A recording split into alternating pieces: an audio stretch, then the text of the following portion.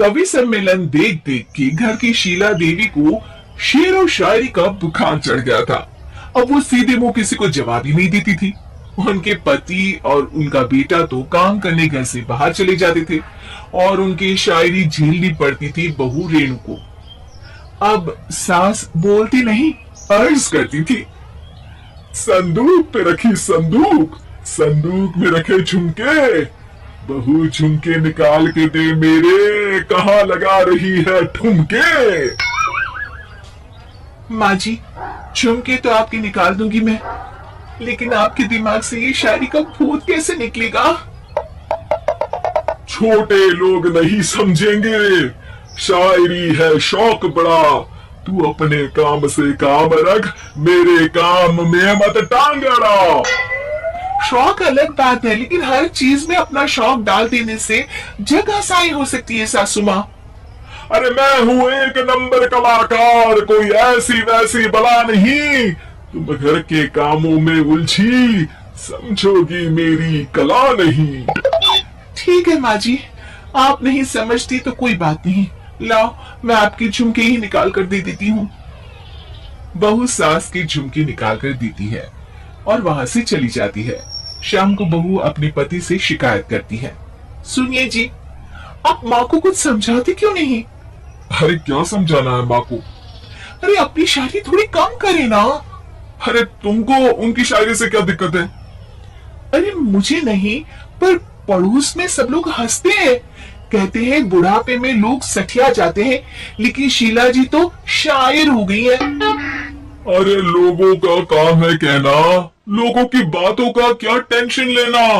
अरे वाह, मैंने भी शेर कह दिया, वाह वाह वाह। देख लो, तुमसे किसी ने कहा नहीं और तुम्हारे सामने कोई माँ की बुराई नहीं करता तो तुमको फर्क नहीं पड़ रहा।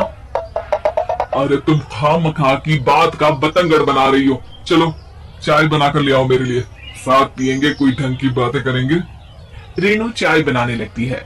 पहले वो अपने पति को चाय देती है, फिर सास को और आखिर में अपने ससुर को।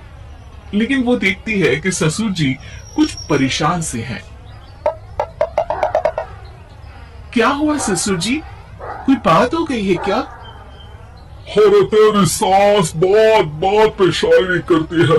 कल मैंने पूछा कि खाना खाया तो तेरी सास ने क्या जवाब दिया पता है?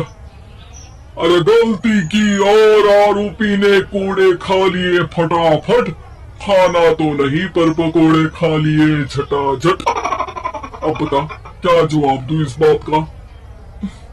वो तो सभी से शायरी में ही बात कर रही है, मुझे भी समझ में नहीं आता कि क्या करूं मैं। बेटा उसको उसी की भाषा में जवाब देना पड़ेगा। मैं तो आम बातचीत में भी उसके सामने कुछ नहीं बोल पाता, शायरी में क्या बोलूंगा भला। ससुर ने जैसे ही कहा कि उसको उसी की भाषा में जवाब देना पड़ेगा, बहू को ये बात जच गई। अगले ही दिन वो शायरी की कुछ किताबें लेकर आई और शायरी की प्रैक्टिस करने लगी ताकि सास को उन्हीं की भाषा में जवाब दे सके। उसने दिन रात एक कर दिए। एक दिन सब साथ में बैठकर टीवी देख रहे थे, तभी रेणु सबके लिए बिरयानी बनाकर लाती है, लेकिन सास को बिरयानी भाती नहीं।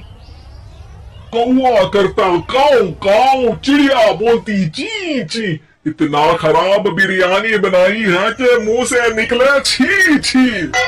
बस इसी मौके का तो बहू को इंतजार था, क्योंकि अब बहू सास को उसी की भाषा में जवाब देने के लिए तैयार थी।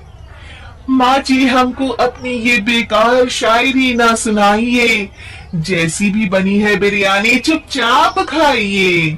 ससुर जी और रेणु के पति ने रेणु का जवाब सुनते ही जोर से ताली बजाई और सास ने जब रेणु का शायराना जवाब सुना तो उनके गले में बिरयानी अटक गई। बहू ने एक और शायरी का तीर छोड़ा। शायरी में बहू के सामने सास हो जाएगी ढेर, क्योंकि सास मारेंगी एक शेर तो बहू मारेगी 1.25 शेर। सास को छोड़ के सब वाह वाह करने लगते हैं।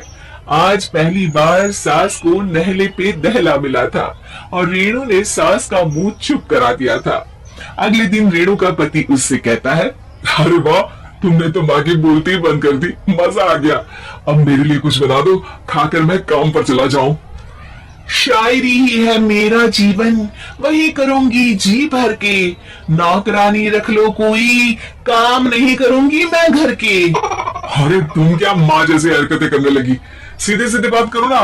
हो गई कल शायरी, रोज थोड़ी ना करोगी। शीशी भरी गुलाब की पत्थर पे फोड़ दो, जो मुझे शायरी से रोके उसके कान मरोड़ दो। पति घबराकर वहां से चला जाता है और बाहर उसके पिताजी के पास जाकर बैठ जाता है। दोनों अपनी बीवियों की शायरी से परेशान है। ससुर को पछतावा होता है कि क्यों उसने बहू को सास की भाषा में ही जवाब देने का आइडिया दिया। अब तो घर में दो शायर हैं।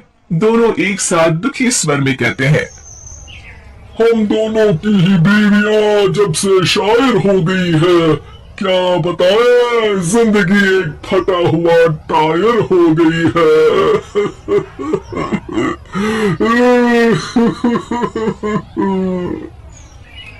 हम दोनों की ही बीवियां जब से शायर हो गई है, क्या बताएं जिंदगी एक फटा हुआ टायर हो गई है।